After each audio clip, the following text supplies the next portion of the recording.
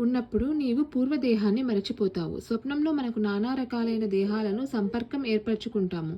కానీ మేల్కొనగానే వాటన్నింటినీ మనం మరచిపోతాము. నిజానికి ఈ దేహాలన్నీ మన మానసిక కల్పనలే. కానీ ప్రస్తుతము పూర్వదేహాలను మనం గుర్తు చేసుకోలేము. చంచలత్వము మనస్సు స్వభావము. ఒకప్పుడు అది ఒక దానిని సంకల్పిస్తుంది, వెంటనే దానిని అది త్రోసిపుచ్చుతుంది. రూపరసగంధ శబ్ద స్పర్శలనే పంచ తన్మాత్రల అంటే ఇంద్రియార్థముల సంపర్కంలో ఈ సంకల్ప వికల్పాలే మనస్సు కార్యక్రమం. తనదైన ఊహా పద్ధతిలో మనస్సు ఇంద్రియార్థాల సంపర్కంలోకి వస్తుంది. అప్పుడు జీవుడు ఒకానొక రకమైన దేహాన్ని కోరుకుని దానిని పొందుతాడు.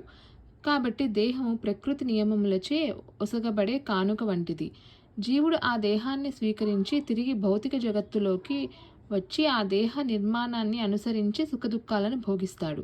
ఒకానొక ప్రత్యేకమైన దేహం లేనిదే పూర్వజన్మ నుండి కలిగిన మనోభీష్టాలను బట్టి సుఖదుఖాలను మనం అనుభవించలేము.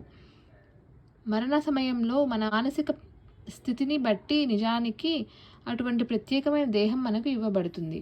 సూర్యుడు, చంద్రుడు, నక్షత్రాల వంటి కాంతిమయ గ్రహాలు నీళ్లు, నూనె, నెయ్యి వంటి వివిధ ద్రవ రాశులలో ప్రతిబింబించినప్పుడు ఆయా ద్రవ పదార్థముల చలనము వలన కదులుతున్నట్లు కనబడతాయి.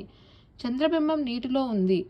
నీళ్లు కదలడం వలన చంద్రుడు కూడా కదిలినట్లు కనబడుతుంది. కానీ నిజానికి చంద్రుడు కదలడు. అదేవిధంగా జీవునికి దేహాలతో ఎటువంటి సంబంధము లేనప్పటికీ మానసిక కల్పన వలన అతడు నానా రకాలైన దేహాలను పొందుతుంటాడు. కానీ భ్రాంతి వలన జీవుడు మాయామోహితుడై తానొక రకమైన దేహాన్ని తలుస్తాడు. బద్ధ జీవనం అంటే ఇదే. జీవుడు మానవ దేహంలో ఉంటే తాను మానవ జాతికి చెందినవాడినని భావిస్తాడు, లేదా ఒకానొక దేశానికి, ప్రాంతానికి చెందినవాడినని అనుకుంటాడు.